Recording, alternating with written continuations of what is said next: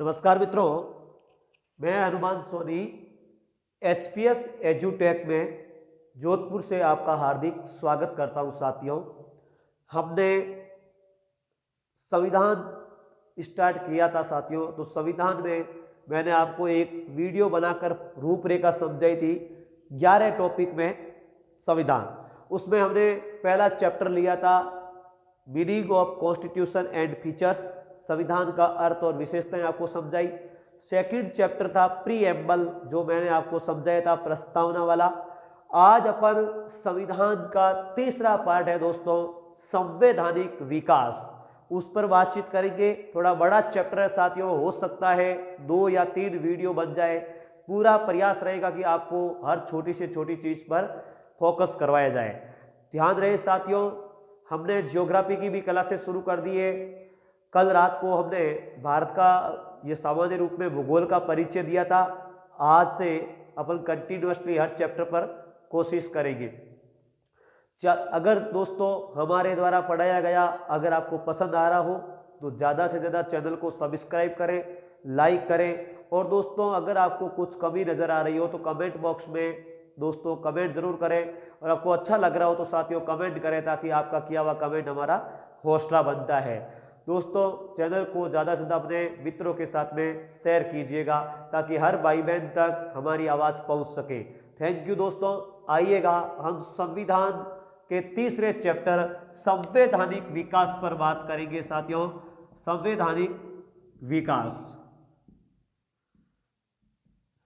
हर भाई बहन को दोस्तों यह जो चैप्टर है थोड़ा डिफिकल्ट महसूस होता है, लेकिन आप विश्वास रखिएगा इस तरीके से अपन पृष्ठभूमि तैयार करेंगे इस चैप्टर की कि आपको एक बार देखने पर भी समझ में आ जाएगा। दोस्तों संवैधानिक विकास में संविधान के विकास को देखने से पहले मैं आपको थोड़ा सा बैकग्राउंड में ले जाता हूं। सबसे पहले हम जो बात करेंगे दोस्तों, दक्षिणी अफ्रीका जो देश है वहां पर दोस्तों एक ऐसा अंतरीप है, कैप ऑफ गुड होप कहते हैं उसे, हिंदी में कहते हैं उत्तम आशा अंतरीप, कैप ऑफ गुड होप। याद रखिएगा साथियों, मेरे से ये रमेश जी राम राम, मुकेश जी राम राम, रवीना जी राम राम, नीतू जी राम राम, ये ऐसा नहीं होता है साथियों। मेरा एक ही काम है, हर लाइन में आपको सवाल अवेलेबल करवाना, ताकि जो समय वेस्ट कर रहे हैं भाई बहन उनका फालतू में समय बर्बाद नहीं हो। ये क्या है दोस्तों, कैप ऑफ गुड होप अंतरीप है यहाँ पर। और अंतरीप और प्रायद्वीप लगभग समानार्थी ही होते हैं। तीनों ओर से पानी से घिरा हुआ क्षेत्र जो अगर समुद्र में लगता हो तो दोस्तों उसको अंतरीप के नाम से जाना जाता है, जो समुद्र में उभरा हुआ भाग की तरह भी होता है। दोस्तों ये मैं आपको भूगोल का टॉपिक होने के बावजूद भी आपको क्यों बता रहा हूं, ताकि आपकी पृष्ठभूमि क्लियर हो जाए, फिर अपन संवैधानिक विकास पर बातचीत करेंगे। कैप ऑफ गुड होप अंतरीप की दोस्तों खोज करने वाले व्यक्ति थे बार्थोलोम्यू डियाज। बार्थोलोम्यू डियाज, ध्यान रखिएगा। कहीं पर आपको एक आध वर्ण की दोस्तों अशुद्धि भी कहीं मिल जाए, कहीं पर बार्थोलोम्यू मिल जाए, कोई फर्क नहीं पड़ेगा। इन्होंने दोस्तों खोज की थी 1487 में। क्यों की साथियों, देखिएगा हमारे दोस्तों जब यूरोपियन क्षेत्र में हमारे भारत में जो पहले यूरोपियन यात्री आए थे और यहाँ के वृत्तांत वो लिख कर गए, तो दोस्तों उन्होंने आगे जाकर उनको संज्ञान हुआ कि भारत में इस प्रकार की जानकारी अवेलेबल होती है, गरम मसाले मिलते हैं। और दोस्तों भारत की खोज करने के लिए फिर यूरोपियनों ने यह रास्ता ढूंढने की शुरुआत की। तो सबसे पहले इन्होंने खोज की थी 1487 में। इसी अंतरीप से सवाल पूछा जाता है दोस्तों, इसी अंतरीप के रास्ते को पार करके वास्को डी गामा जो एक पुर्तगाली नाविक था, ध्यान रखना दोस्तों, वास्को डी गामा जो पुर्तगाली नाविक था, 17 मई 1498 तारीख पूछ ली जाती है दोस्तों। वास्को डी गामा यह हमारे पुर्तगाली नाविक था, वास्को डी गामा। हालांकि दोस्तों इंडिया की खोज करने के लिए 1492 में कोलंबस भी निकला था, लेकिन वो वेस्ट इंडीज पर पहुंच गया, दक्षिणी अमेरिका में। उन्हीं के नाम पर एक दोस्तों कोलंबिया देश है जिसकी राजधानी बोगोटा है, वो बात की बात है। हम वास्को डी गामा की बात करते हैं। 17 मई 1498 को केरल राज्य के कालीकट बंदरगाह पर पहुंचे। आजकल वो कालीकट बंदरगाह जो है कोझिकोड के नाम से विख्यात है। आवाज पर ज्यादा ध्यान दें दोस्तों, उस समय उस बंदरगाह में जो शासक था वो दोस्तों हिंदू शासक थे जमोरीन। क्या नाम था, यह सवाल पूछा हुआ है दोस्तों, ध्यान रखना, जमोरीन थे, जिन्होंने इस पुर्तगाली नाविक का क्या किया, स्वागत किया था। उस समय दोस्तों जब वो पुर्तगाली नाविक वापस यूरोप में गया तो दोस्तों यहां से गरम मसाले लेकर गया था। और आपको पता है ब्रिटेन और यूरोप महाद्वीप जो सामान्य रूप में शीत कटिबंध में आता है, उच्च अक्षांशीय क्षेत्र में, हम ज्योग्राफी में बात करेंगे तो गरम मसालों की वहां पर बहुत ज्यादा मांग होती है और गरम मसालों से दोस्तों उनको बहुत ही ज्यादा लाभ हुआ। तो धीरे धीरे यूरोपियनों ने दोस्तों भारत में आना शुरू किया। ठीक है, अब दोस्तों भारत में यूरोपियन कंपनियों की आने की शुरुआत हुई। अब देखो भारत में कौन कौन से यूरोपियन आए ताकि आपको पता चले। यहां पर यह सवाल बहुत ध्यान रखें दोस्तों, यूरोपियन का आगमन, कौन कौन से यूरोपियन आए थे। साथियों भारत में 6 यूरोपियन कंपनियों का आगमन हुआ। कभी कभी एग्जामिनेशन में सवाल आ जाते हैं अवरोही क्रम में दर्शाओ वगैरह, आप याद रखना, लिख लेना दोस्तों। सबसे पहले भारत में आए पुर्तगाली आए 1498 में। उसके बाद में दोस्तों अंग्रेज आए, सन 1600 में। फिर दोस्तों आए थे डच सन 1602 में। फिर दोस्तों डेनिश आए सन 1616 में। और दोस्तों फिर आए हमारे फ्रांसीसी। ये आने के बावजूद यहाँ पर दोस्तों अपनी अपनी व्यापारी कोठियां स्थापित की, तो एक दूसरे के प्रतिस्पर्धा वो स्वयं ही आपस में लड़ने लगे और उनके बीच में भी युद्ध हुआ, जैसे अंग्रेज और फ्रांसीसी डच युद्ध, कई युद्ध हुए। तो ध्यान रखना फ्रांसीसी आए थे इनके बाद में, जो आए दोस्तों सन 1664 में। और अंतिम समय में आए दोस्तों स्वीडिश आए जो सन 1731 में आए थे। आप इनका ध्यान जरूर रखें क्योंकि अवरोही क्रम पूछा जा सकता है, सबसे प्रथम कौन आए, सबसे अंत में कौन आए। और लास्ट एंड फाइनल आपके सामने सवाल रखूं दोस्तों, पुर्तगाली सबसे पहले आए और सबसे बाद में यहां से गए थे। आपको पता होगा गोवा पर इनका आधिपत्य था, जो देश के आजाद होने के बाद में दोस्तों इन्होंने मुक्त किया था। तो ध्यान, इन यूरोपियनों का आगमन हुआ। हम डायरेक्टली इन यूरोपियनों को छोड़कर हम बात करेंगे अंग्रेजों की। दोस्तों ब्रिटेन में 31 दिसंबर सन 1600 ईस्वी को ध्यान रखना, ब्रिटिश संसद ने उस समय ब्रिटेन की जो रानी थी, महारानी दोस्तों एलिजाबेथ ट्यूडर, उनके परमिशन से एक ईस्ट इंडिया कंपनी की स्थापना हुई दोस्तों, जिसमें और यह व्यापार करने के उद्देश्य से दोस्तों स्थापित की गई। इनको व्यापार करने के लिए जो समय अवधि दी गई थी वो 15 वर्ष दी गई थी, 15 वर्ष दी गई दोस्तों, ताकि वो अन्य देशों में जाकर के व्यापार कर सके और मुख्य रूप से भारत में आने के लिए। दोस्तों इस कंपनी का जो कंट्रोल था वो एक 24 सदस्यीय मंडल करता था, जिसमें से ही एक इनका अध्यक्ष होता था। ध्यान रखिएगा यह जो कंपनी है ईस्ट इंडिया कंपनी के नाम से विख्यात हुई और हमारे भारत में सन 1600 ईस्वी में आती है। दोस्तों इनके आने का यहाँ पर उद्देश्य था ओनली व्यापार करने का, और इन्होंने जो इन पर जो कंट्रोल था वो दोस्तों ब्रिटिश संसद का था। लेकिन ये जो खुद व्यापार करती, इनके लिए दोस्तों ब्रिटेन में 2 मंडल बनाए गए थे। एक था दोस्तों बोर्ड ऑफ प्रोप्राइटर्स,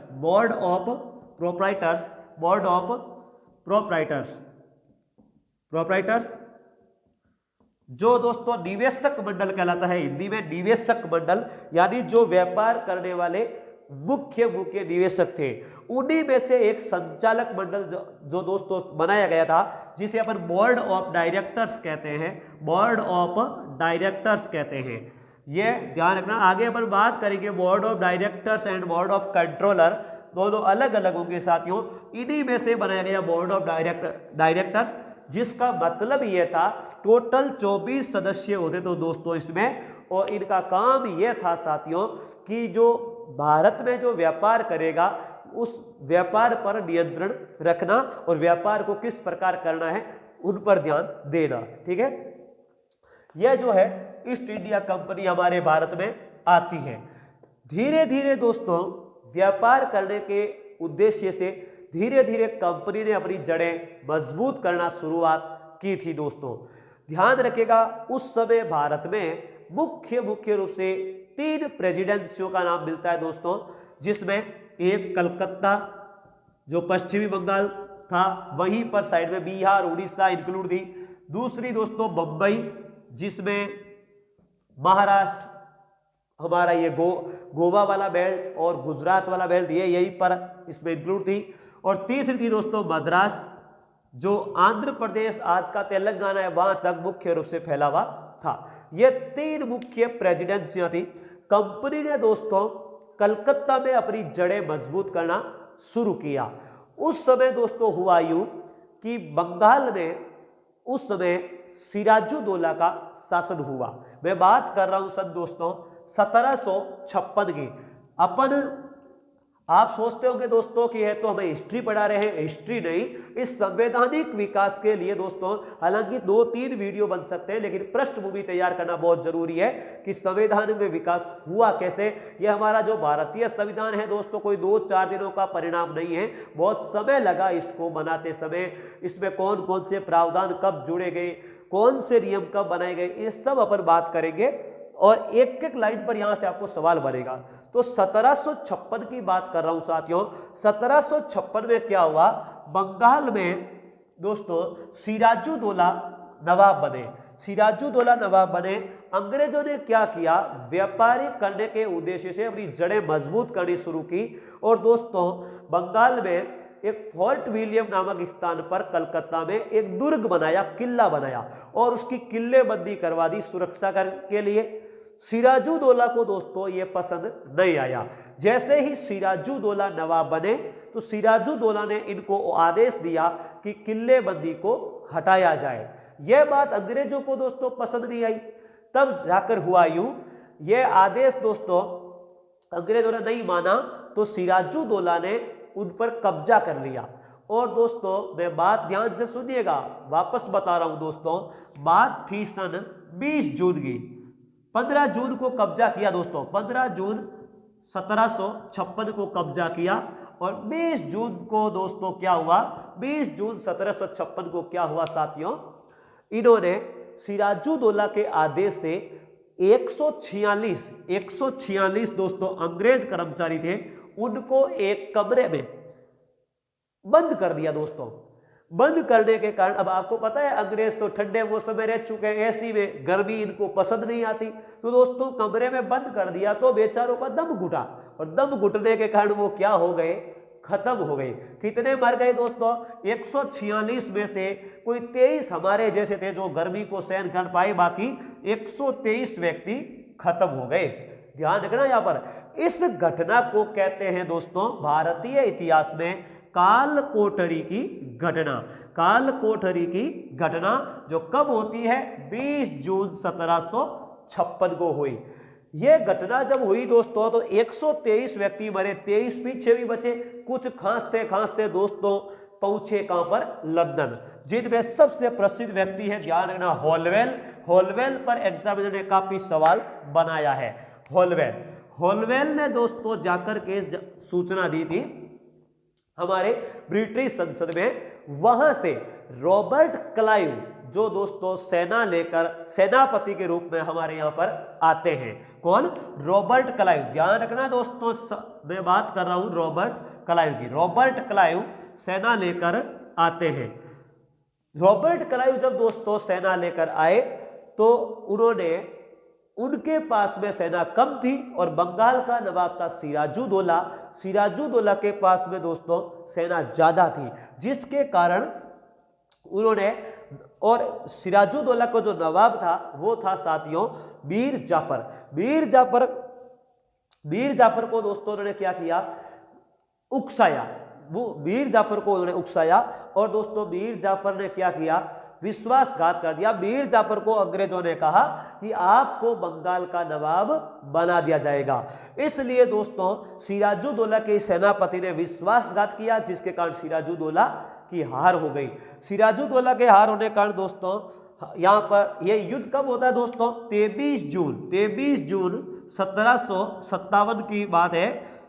पलासी का युद्ध जो भी बंगाल में एक पलासी नामक स्थान पर हुआ था। आगे चलकर दोस्तों जो हमारा जो 23 अक्टूबर 1764 को बक्सर का युद्ध वापस होता है। यहां पर मीर जाफर को नवाब तो बना दिया, लेकिन आपको पता है दोस्तों ये मीर जाफर अपने ही शासक का नहीं हो सका, तो अंग्रेजों का कब का होगा यह तो अंग्रेजों को मालूम ही था। अंग्रेजों ने तुरंत फेरबदल किया और 23 अक्टूबर 1764 को बक्सर का युद्ध हुआ साथियों। बक्सर का 1764 को यह भारतीय इतिहास में एक निर्णायक युद्ध साबित हुआ, क्योंकि दोस्तों इसमें मुगल बादशाह शाह आलम द्वितीय, अवध के नवाब सुजाउद्दौला और बंगाल के नवाब मीर कासिम तीनों ही साथ में लड़े अंग्रेजों से। अंग्रेजों का सेनापति था हेक्टर मुद्रो और अंग्रेजों से इनकी हार हो गई। यहीं से अंग्रेजों की जीत हुई दोस्तों, और अंग्रेजों ने बंगाल के साथ साथ बिहार और उड़ीसा को भी अपने कब्जे में कर लिया। ठीक है, यहीं पर दोस्तों सन 1765 में इलाहाबाद की संधि हुई, काफी बार चर्चा में रही है दोस्तों। 1765 में इलाहाबाद की संधि होती है। इलाहाबाद की संधि के समय ही दोस्तों ध्यान से सुनना, बंगाल में क्या हुआ, रॉबर्ट क्लाइव ने द्वैध शासन लगा दिया। बंगाल में द्वैध शासन लगा दिया दोस्तों, एक तो नवाब का शासन और एक ईस्ट इंडिया कंपनी का शासन। यह द्वैध शासन सबसे पहले वहीं पर लगा, केवल बंगाल में ही लगा था। ठीक है दोस्तों, अब ध्यान रखिएगा, धीरे धीरे दोस्तों हम आगे बढ़े और यहां पर जब ईस्ट इंडिया कंपनी ने हस्तक्षेप ज्यादा करना शुरू कर दिया, तो ब्रिटिश संसद ने दोस्तों ईस्ट इंडिया कंपनी पर नियंत्रण रखने के लिए और अपने प्रभुत्व में लाने के लिए चार्टर एक्ट पारित करना शुरू किया। अब देखिए दोस्तों, सबसे पहले मैं बात कर रहा हूं, हमारे यहां पर सन 1726 में एक एक्ट भेजा था, पारित किया ब्रिटिश संसद ने। 1726 से एक्ट पारित होना शुरू हो गए थे। पहला एक्ट 1726 में आया। इस एक्ट में क्या हुआ सुनेगा। इस एक्ट में साथियों ब्रिटिश संसद ने बंगाल, बंबई और ये हमारा मद्रास, इन तीनों को विधायी अधिकार प्रदान कर दिया और एक गवर्नर बना दिया दोस्तों। इन तीनों ही प्रेसिडेंसियों के अलग से गवर्नर बना दिया गया ताकि वो निर्णय ले सके। और यहां पर दोस्तों 1726 में ये एक्ट पारित किया, जबकि इससे पहले जो कंपनी का जो बोर्ड ऑफ डायरेक्टर्स था वो इन प्रेसिडेंसियों पर नियंत्रण रखता था। यह बात हुई सन 1726 में। अब दोस्तों हम जो मुख्य रूप से शुरुआत करते हैं, प्रथम चरण जो हम देखते हैं 1773 का रेगुलेटिंग एक्ट। 1773 में रेगुलेटिंग एक्ट, लगभग 3 वीडियो में दोस्तों हम इसको खत्म करेंगे, लेकिन यह वादा करते हैं आपको हर एक लाइन में सवाल मिलेगा। रेगुलेटिंग एक्ट दोस्तों सन 1773 में आया। 21 जून तारीख थी, 21 जून। रेगुलेटिंग एक्ट का मतलब क्या होता है दोस्तों? रेगुलेट करने का मतलब होता है नियमित करना, सामान्य रूप में उसको नियमित करना, जैसे लागू करना कह सकते हैं अपन। रेगुलेटिंग एक्ट दोस्तों जो आया 21 जून 1773 को आया, उस समय ब्रिटेन के प्रधानमंत्री लॉर्ड नॉर्थ थे दोस्तों। लॉर्ड नॉर्थ ने इनको स्वीकृत किया और स्वीकृत करके भारत में भेजा। रेगुलेटिंग एक्ट से दोस्तों सर्वप्रथम भारत में केंद्रीय प्रशासन की नींव पड़ी। क्यों दोस्तों? क्योंकि सुनिएगा क्यों पड़ी, आपको पूछा जा सकता है केंद्रीय प्रशासन की नींव सर्वप्रथम कब पड़ी? रेगुलेटिंग एक्ट के द्वारा। रेगुलेटिंग एक्ट में साथियों जो ये तीन प्रेसिडेंसी मैंने अभी बताया आपको 1726 के एक्ट से, बंगाल, बंबई और मद्रास, इन तीनों प्रेसिडेंसियों के जो गवर्नर थे, इन गवर्नर में दोस्तों बंगाल के गवर्नर को बंगाल का गवर्नर जनरल बना दिया। यानी इस बंगाल वाले गवर्नर को बंगाल का गवर्नर जनरल बना दिया और ये जो दो बाकी जो गवर्नर थे उनको इसके अधीन कर दिया। अब दोस्तों ये बंगाल का गवर्नर जो था इसके हाथ में पावर आ गई और दोस्तों अब ये बंगाल गवर्नर जनरल बंगाल का, भारत का नहीं, और 4 सदस्यों की एक कमेटी मिलकर के निर्णय लेते थे संयुक्त रूप में। तो हाँ पूछोगे बंगाल का पहला गवर्नर जनरल कौन बना, तो याद रखना यह सवाल पूछा जा सकता है मेरे साथियों। बंगाल का गवर्नर जनरल बना पहला वॉरेन हेस्टिंग्स। वॉरेन हेस्टिंग्स ये बंगाल के प्रथम गवर्नर जनरल बने। बंगाल का बोल रहा हूं दोस्तों, भारत का नहीं। आगे जाकर यही 1833 में संपूर्ण भारत के गवर्नर जनरल जो बनेंगे वो लॉर्ड विलियम बेंटिक होंगे। यह केवल बंगाल का गवर्नर जनरल बना है और बाकी वो दोनों गवर्नर इसके अधीन आ गए। समझ में आई बात आपको साथियों। फिर 1765 में जब वो युद्ध हुआ था बक्सर का, और उड़ीसा और बिहार जब रिएक्टर मुद्रों के अंडर में आ गए तो उन पर भी कानून बनाने का अधिकार बंगाल के गवर्नर जनरल को मिल गया। तो ध्यान से सुना मैं बात क्या बोल रहा हूं। रेगुलेटिंग एक्ट के समय प्रांतों के एकीकरण की प्रक्रिया शुरू हो गई। यह प्रथम संवैधानिक चरण था। कैसे एकीकरण की शुरू हुई? यह एक गवर्नर जनरल था बंगाल का, इसके अंडर में मद्रास और बंबई वाले गवर्नर जनरल आ गए और यही गवर्नर जनरल दोस्तों बिहार और उड़ीसा पर भी नियम बनाता था। तो प्रांतों को धीरे धीरे एकीकरण की प्रक्रिया की शुरुआत हुई। दूसरी बात, इसी रेगुलेटिंग एक्ट के द्वारा सन 1774 में साथियों एक न्यायालय की स्थापना हुई, सर्वोच्च न्यायालय के रूप में स्थापित हुआ कलकत्ता में, जो एक एपेक्स न्यायालय के रूप में था। एपेक्स न्यायालय क्या होता है मेरे साथियों, ध्यान से सुनना, कंसेप्ट क्लियर होना चाहिए, भले ही एक वीडियो ज्यादा बन जाए कोई फर्क नहीं पड़ेगा। एपेक्स न्यायालय क्या होता है? जिस प्रकार आज हमारे भारत में जो सुप्रीम कोर्ट है उसका निर्णय अंतिम है दोस्तों, उसने जो निर्णय दे दिया वो फाइनल है, इसके आगे अपील नहीं की जा सकती। लेकिन यहां पर जो सर्वोच्च न्यायालय जो स्थापित हुआ उसकी अपील दोस्तों लंदन की प्रीवी काउंसिल में की जा सकती थी। इसलिए यहां पर जो स्थापित हुआ सर्वोच्च न्यायालय उसका निर्णय अंतिम नहीं था। दूसरी बात दोस्तों, यहां पर जो न्यायालय स्थापित हुआ इसमें एक मुख्य न्यायाधीश था और 3 अन्य न्यायाधीश थे। पहला जो मुख्य न्यायाधीश बना वो एलिजा इम्फे बने दोस्तों, एलिजा इम्फे बने, और 3 जो अन्य अधीनस्थ न्यायाधीश थे उनमें दोस्तों पहले व्यक्ति थे हाइड, दूसरे व्यक्ति थे दोस्तों चैम्बर्स, और तीसरे व्यक्ति जो थे साथियों लिमेस्टर।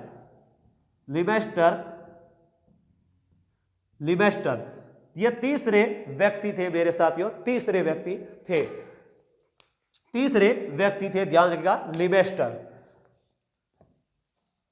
आगे बात करें दोस्तों तो यह था हमारा रेगुलेटिंग एक्ट। रेगुलेटिंग एक्ट की कमियों को दूर करने के लिए साथियों अगला जो एक्ट आया वो आया सन 1781 का settlement act, act of settlement आया। इसका काम केवल इतना ही था दोस्तों कि रेगुलेटिंग एक्ट में जो कमियां रही हो उस कमियों में क्या करना, सुधार करना। एक बात मैं आपको बता देता हूं साथियों कि ये एक्ट ऑफ सेटलमेंट जो है यही आगे चलकर 1784 का आगे इसका रूपांतरण होकर पिट्स इंडिया एक्ट बनेगा। तो इसका काम इतना ही था केवल एंड केवल इस रेगुलेटिंग एक्ट की कमियों को सुधारना। एक एक्ट पर बात और कर रहा हूं साथियों, 1783, इसको अपन कहते हैं फॉक्स इंडिया बिल। इंपॉर्टेंट सवाल है दोस्तों, इस पर ध्यान से सुनना, क्या था ये फॉक्स इंडिया बिल? यह सन 1783 में आया था। इसका कार्य यह था साथियों, इस बिल को पारित जो किया वो दो व्यक्ति थे, एक का नाम था बर्क, जो इसको तैयार करने वाले साथियों बर्क, और दूसरे व्यक्ति थे फिलिप फ्रांसिस, फिलिप फ्रांसिस। इसने इसको इन्होंने तैयार किया। लेकिन दोस्तों हुआ यूं कि यह जो बिल था, यह बिल ब्रिटेन की संसद का जो हाउस ऑफ लॉर्ड सदन था उसमें पारित नहीं हो सका। इतने बहस हुई उस पर दोस्तों कि तत्कालीन ब्रिटेन की सरकार थी, जो लॉर्ड नॉर्थ एंड फॉक्स की जो सरकार थी, उसको दोस्तों त्याग पत्र देना पड़ा। इसलिए बहुत इंपॉर्टेंट सवाल है कि एकमात्र भारत की शासन व्यवस्था से संबंधित यह बिल था जिसमें दोस्तों ब्रिटिश सरकार को त्याग पत्र देना पड़ा। बस इतना ध्यान रखिएगा। अगला जो बिल आया दोस्तों वो था 1784 का पिट्स इंडिया एक्ट, 1784 का पिट्स इंडिया एक्ट। यह एक्ट ऑफ सेटलमेंट 1781 का ही रूपांतरित है दोस्तों, पिट्स इंडिया एक्ट। इस एक्ट में क्या किया गया, सबसे पहले दोस्तों ब्रिटेन की संसद द्वारा हमारी जो ये बोर्ड ऑफ डायरेक्टर्स, मैं बात करूं बोर्ड ऑफ डायरेक्टर्स का तो आपको तुरंत समझना है दोस्तों ईस्ट इंडिया कंपनी का व्यापारिक मंडल, ठीक है, जो 24 सदस्यों का था। इस बोर्ड ऑफ डायरेक्टर्स पर कंट्रोल करने के लिए एक बोर्ड ऑफ कंट्रोल की नियुक्ति की गई। बोर्ड ऑफ कंट्रोल की नियुक्ति हुई दोस्तों कब, 1784 के इस अधिनियम से बोर्ड ऑफ कंट्रोल, जिसमें दोस्तों 6 सदस्य बनाए गए। इन 6 सदस्यों की नियुक्ति जो है ब्रिटेन क्राउन करता था, ब्रिटेन का सम्राट करता था। इनको पद मुक्त करने का अधिकार भी इसी को ही था, ब्रिटेन क्राउन को। इसे ही नियंत्रण मंडल के नाम से जानते हैं। इसका कार्य था भारत में राजनीतिक जो व्यवस्था है उसको नियंत्रित करना। भारत में राजनीतिक व्यवस्था को नियंत्रित करने के लिए यह बोर्ड ऑफ कंट्रोल आया। इसी समय दोस्तों एक 3 सदस्यों की गुप्त समिति बनाई गई जो गुप्त आदेशों को प्रतिवेदित करती थी, यानी भेजने का काम करती थी। इसी समय बनाई गई। दूसरी बात दोस्तों, अब बोर्ड ऑफ डायरेक्टर्स और बोर्ड ऑफ कंट्रोल दोनों अलग हो गए, तो इस अधिनियम के द्वारा, इस एक्ट के द्वारा कंपनी के शासन और राजनीतिक और व्यापारिक मामलों को अलग अलग कर दिया गया। इसी समय यह काम कर दिया गया। दूसरी बात दोस्तों, इस एक्ट के समय ही भारत में द्वैध शासन लगा था। द्वैध शासन लगा, द्वैध शासन। हालांकि द्वैध शासक का जनक जो है दोस्तों वो लियोनिस कार्टिस को कहते हैं, ध्यान रखना। द्वैध शासन लगा जो 1858 तक रहा। क्या मतलब है दोस्तों इसका, एक तो इस बोर्ड ऑफ डायरेक्टर्स का शासन, दूसरा दोस्तों ब्रिटिश क्राउन वाला यानी नियंत्रक मंडल का शासन। ये जो बोर्ड ऑफ कंट्रोलर जो होता, इसका जो अध्यक्ष होता वो दोस्तों ब्रिटेन के मंत्रिमंडल का एक सदस्य होता था। अब क्या मतलब हुआ इसका, यानी दोस्तों बोर्ड ऑफ कंट्रोलर जो था उसके हाथ में मुख्य विषय थे, जैसे रक्षा के मामले, सैन्य मामले, वित्तीय मामले, यह सब इसी के अधीन आते थे। ध्यान रखिएगा। तो यह द्वैध शासन जो है इसी समय लगा और आगे चलकर सन 1858 तक रहा था। यह था हमारा दोस्तों Pitt's India act. Last and final बात कर रहा हूं दोस्तों, सन 1786 में एक एक्ट ऑफ सेटलमेंट आ रहा है जो लॉर्ड कॉर्नवालिस के समय लाया गया। और इसमें दोस्तों क्या किया गया, ये जो गवर्नर जनरल जो था दोस्तों उसको मुख्य सेनापति का नेतृत्व सौंप दिया गया और परिषद का निर्णय लेने की शक्ति भी इसको दे दी गई। अगर दोस्तों आपको हमारी क्लास पसंद आ रही हो तो ज़्यादा से ज़्यादा सब्सक्राइब करें, लाइक एंड शेयर करें साथियों, और हमारा हौसला बढ़ाएं। धन्यवाद।